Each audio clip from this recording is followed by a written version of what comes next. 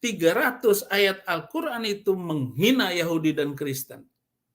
Hapus dulu. Hapus dulu ayat. Ini undangan makan babi yang baik dan benar untuk Pak Ma'ruf Amin, untuk Pak Anwar Abbas, untuk Napoleon Bonaparte, untuk Habib Rizik, untuk Ustadz Abdul Somad, untuk Ustadz Adi Hidayah, dan teman-teman yang belum pernah merasakan makan babi yang enak. Nah, buat mu'alaf, ya sampean udah pernah makan babi, ya Anda rugi kalau sekarang nggak makan babi, ya.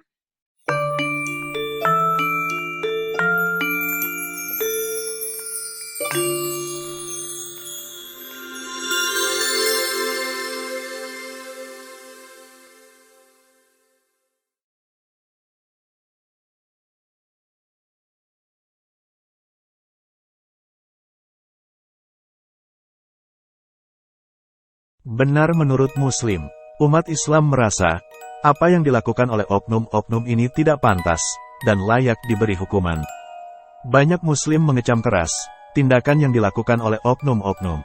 Umat Islam bersikap tegas terhadap setiap bentuk penyimpangan terhadap Islam, atau dianggap menghina Nabi Muhammad yang diklaim manusia yang paling mulia.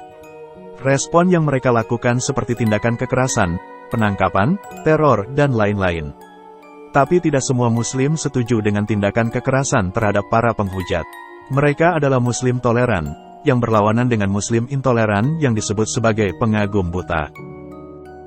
Ini adalah kata-kata bijak dari penulis Arab Saudi, Habib Ali Al-Jufri dalam bukunya berjudul Al-Insaniyah Qabla Al-Tadayun, atau Humanity Before Religiosity. Apakah kita telah terjatuh sedemikian rendah, sehingga berusaha menjustifikasi kesalahan dan membela perilaku buruk kita dengan mempersandingkannya dengan Nabi Muhammad SAW yang mulia beserta ajaran-ajarannya?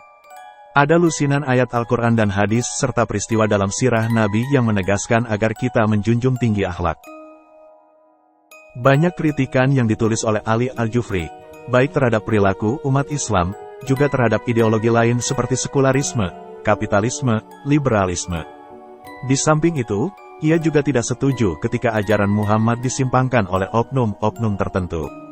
Bagaimana dengan tindakan MUI? Tentu saja kritikan Habib Ali Al-Jufri berlaku terhadap MUI selaku ormas pembela agama Islam di Indonesia. Menurut Ketua Pimpinan Pusat Muhammadiyah, Dadang Kahmat, konten Islamofobia maupun konten-konten penistaan agama diciptakan dengan 3 motivasi dasar. Pertama, motivasi pemahaman agama yang salah, kedua, motivasi persaingan politik, dan ketiga, motivasi bisnis untuk meraup keuntungan dari jumlah klik. Tapi ada yang tidak disebutkan oleh Dadang Kahmat, yaitu mengungkap kebenaran Islam yang dianggap sebagai Islamofobia.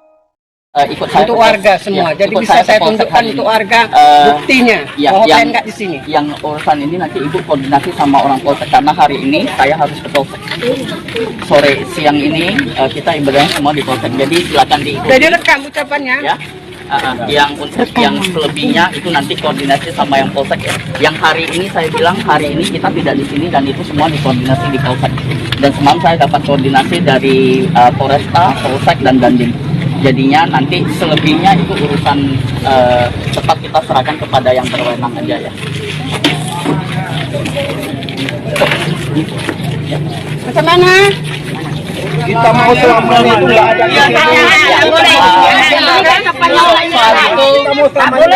Soal itu bukan urusan saya karena nanti saya urusan kepolisian.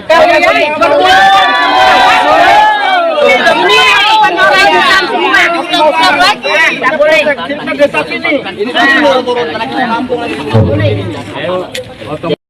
Diadakan gereja. Tak boleh. Nggak ada orang gereja di sini. Tak boleh. Iya. Oh, tak boleh.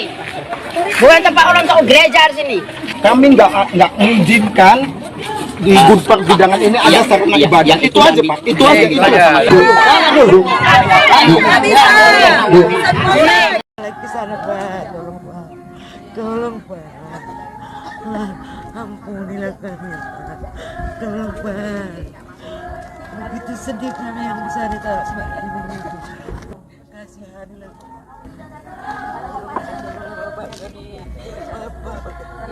Kebijakan harus bertahan daripada ini hari. Warga negara yang sudah berusia seperti ini harus bermohon-mohon kepada negara untuk mereka bisa beribadah.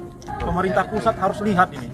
Kenapa hati kita tidak terketuk ketika melihat situasi seperti ini terjadi? Ini adalah pelanggaran terhadap hak asasi manusia. Tuhan, Tuhan, kasihani kami ya Tuhan.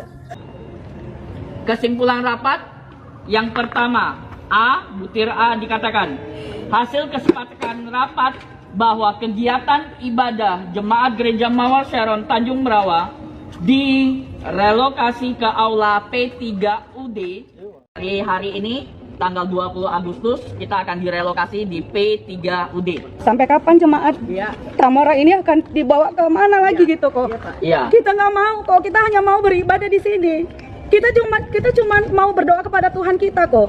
Iya. Kita nggak minta apa-apa. Kita warga negara Indonesia punya hak yang sama. Bagaimana mereka di luar sana punya hak yang sama untuk negara, untuk bisa berdoa, itu kita juga punya hak yang sama kok. Iya. Jadi saya nggak mau mental jemaat kita ini akan semakin turun, kita semakin merasa tertekan untuk berdoa gitu kok. Ya. Jadi saya harap gitu kepada gereja gitu kok untuk kita tetap bisa beribadah di sini. Saya tahu banyak teman-teman jemaat kita yang hari ini merasa sangat patah hati gitu kok, merasa hancur, merasa kita tidak merasa di backing oleh pemerintah gitu loh kok. Ya. Mana hak kita sebagai warga negara untuk kita bisa beribadah? Ya. Mana kok?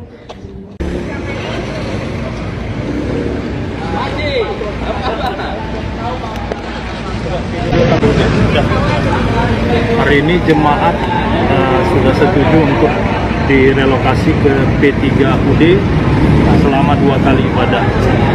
Kita perhatikan di sedang persiapan semua, sementara masyarakat sedang menunggu di depan sana termasuk sorot besar.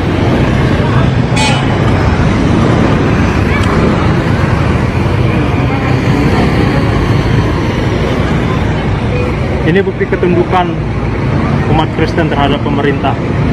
Tapi bukan berarti kita tidak boleh untuk bersuara menyatakan kebenaran dan keadilan atas bangsa kita.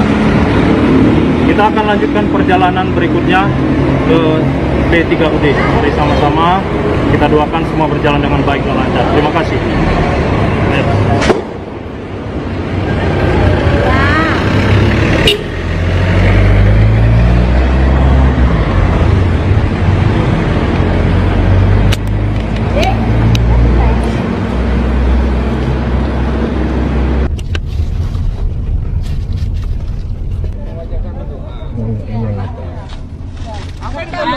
Banyak rekam dah. Jadi bukan saya melarang ibadah. Siap. Bukan melarang ibadah.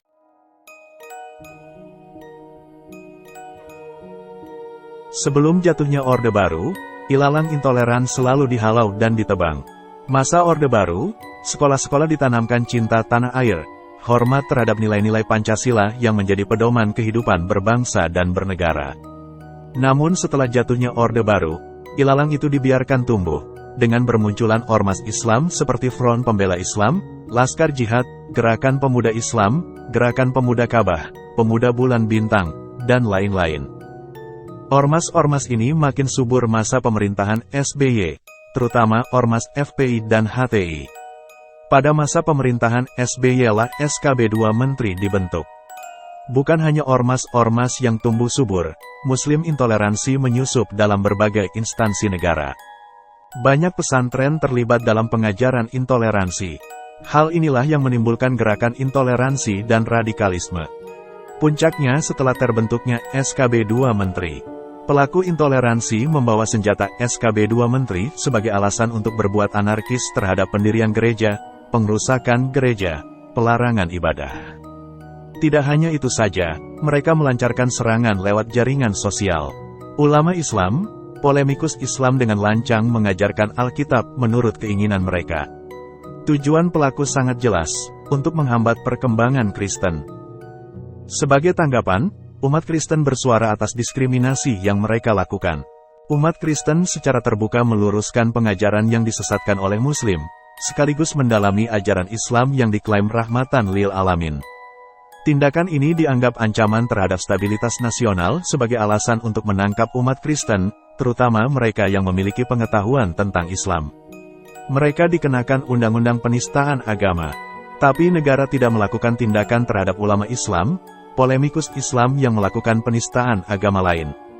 Apakah undang-undang penistaan agama tidak berlaku untuk Muslim? Benar, ketidakadilan inilah yang memicu kritikan keras terhadap negara yang dipercaya rakyat sebagai penegak keadilan. Seharusnya negara segera menyadari bahwa ketidakadilan hukum ini yang memicu instabilitas nasional. Penegak hukum yang dipercayakan negara lebih pro kepada mayoritas daripada menegakkan keadilan. Penegak hukum cepat tanggap ketika MUI bersuara. Khalil Nafis berkata agar tidak ditiru oleh yang lain adalah diberikan punishment, orang yang melakukannya menjadi kapok, orang lain yang melakukan hal yang sama menjadi takut. Apakah punishment efektif? Akan ada lebih banyak lagi rakyat yang tertindas bersuara atas ketidakadilan, bahkan lebih keras. Negara harus bertanggung jawab dan segera membenah diri. Negara harus menjalankan Pancasila dengan prinsip pluralisme agama, liberalisme, dan sekularisme yang ditentang oleh MUI. Pluralisme yaitu menerima keberagaman yang sudah masuk dalam semboyan bangsa Indonesia yaitu Bhinneka Tunggal Ika, seperti budaya, ras, golongan, dan agama. Liberalisme yaitu persamaan di hadapan hukum, dan sekularisme yaitu memisahkan urusan agama dengan negara dan politik. Negara sudah terlalu banyak ikut campur dengan urusan pribadi individu, urusan keyakinan.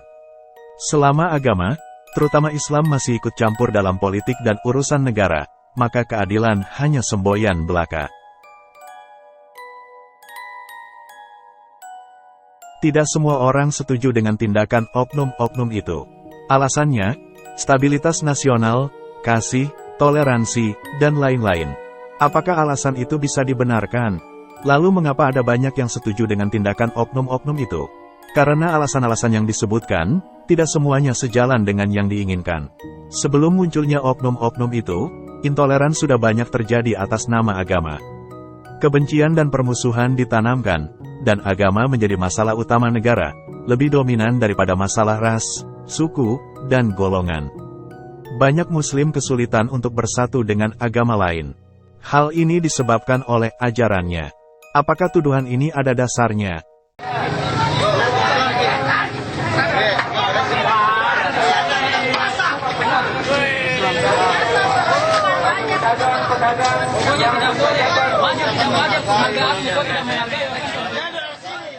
Muslim sering melakukan propaganda terhadap agamanya dan agama yang lain.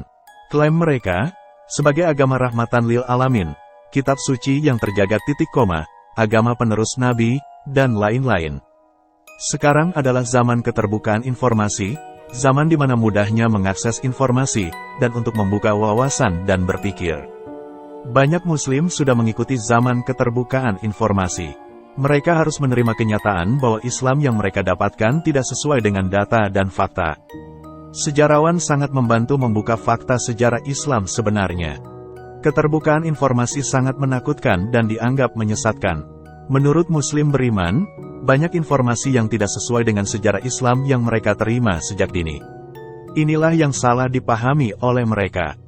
Jadi, dengan tegas harus dikatakan bahwa apa yang dilakukan oknum yang diklaim menghujat Islam, sebenarnya mereka menyuarakan ketidakadilan negara terhadap minoritas, meluruskan propaganda Islam dan membuka data dan fakta. MUI sebagai ormas pembela Islam, menggunakan undang-undang penistaan agama sebagai senjata untuk membungkam orang yang membuka propaganda Islam. Sebagai Muslim yang memiliki pandangan luas dan berakal sehat, saatnya zaman keterbukaan informasi menjadi ajang adu data dan argumen, bukan adu kepala dan tenaga. Apakah umat Islam siap menggunakan akal sehat?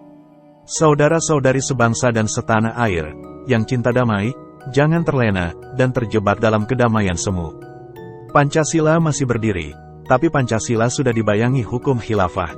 Jangan sampai Pancasila hanya simbol dan hukum yang berlaku di Indonesia adalah hukum khilafah. MUI tidak bisa menangkap Dewi Bulan karena Dewi Bulan berlokasi di Amerika dan warga negara Amerika. Nah, disinilah ketika MUI dengan liciknya, sekali lagi saya sampaikan, MUI dengan liciknya, dengan jahatnya, dengan pengecut kamu Anwar Abbas, pengecut. Dengan pengecutnya, lu menyebarkan data-data gue, data-data keluarga gue yang tidak punya salah. Urusan lu tuh sama gue, bukan keluarga gue. Beginilah Islam. Islam akan selalu menteror. Karena Islam adalah agama teror, Islam agama dari setan. Saya tidak mau expose dibalas dengan expose, teror dibalas dengan teror. Saya bahkan minta kepada Tuhan Yesus untuk menjamah kalian, menjamah Pak Anwar Abbas, supaya Pak Anwar Abbas murtad. Saya menyerahkan kalian semua, orang-orang MUI, hackers-hackersnya, dan orang-orang yang sudah menteror saya dan menteror keluarga saya, ke tangan Tuhan saya, Yesus Kristus. Tuhan, saya mengampuni orang-orang ini. Kasihani mereka, Tuhan, seperti Engkau mengasihani aku.